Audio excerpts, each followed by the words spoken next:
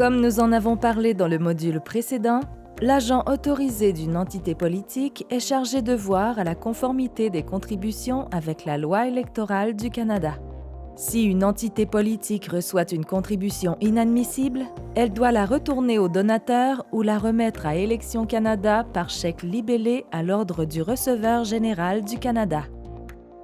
Toutefois, avant de retourner une contribution inadmissible, l'agent doit vérifier si la contribution a été utilisée, car c'est ce qui détermine la façon de procéder. Une contribution monétaire a été utilisée si l'argent a été dépensé et si le solde du compte bancaire a baissé sous le montant inadmissible après la date de dépôt de la contribution. Dans le cas d'une contribution non monétaire, il faut que le bien ou le service ait été utilisé. Voyons quelques scénarios simples qui illustrent comment les contributions inadmissibles doivent être retournées ou remises. Une entité politique pourrait recevoir une contribution et se rendre compte qu'elle est inadmissible seulement après l'avoir déposée dans le compte bancaire et l'avoir comptabilisée. Dans le premier scénario, supposons que la contribution n'a pas été utilisée, ce qui signifie que le solde du compte bancaire n'a pas baissé sous le montant inadmissible depuis le dépôt de la contribution. Dans ce cas, l'agent doit retourner le montant inadmissible au donateur dans les 30 jours où il constate son inadmissibilité. Dans le deuxième scénario, supposons que la contribution a effectivement été utilisée, car le solde du compte bancaire a baissé sous le montant inadmissible après le dépôt de la contribution.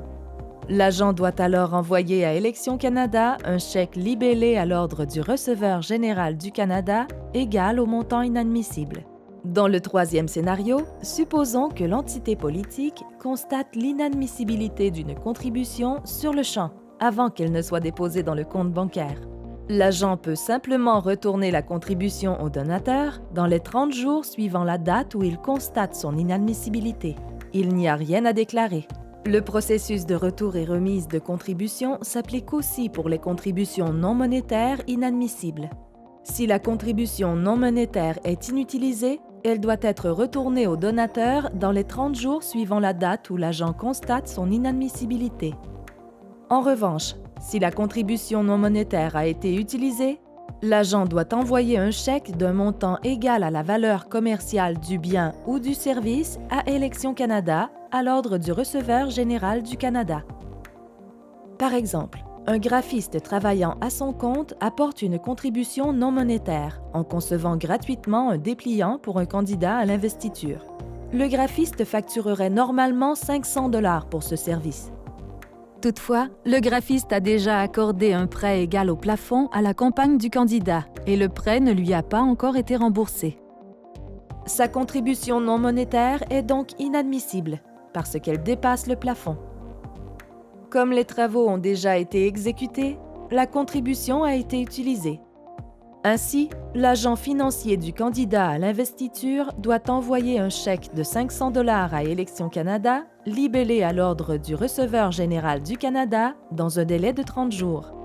Les entités politiques doivent consigner les contributions retournées dans leur rapport financier annuel.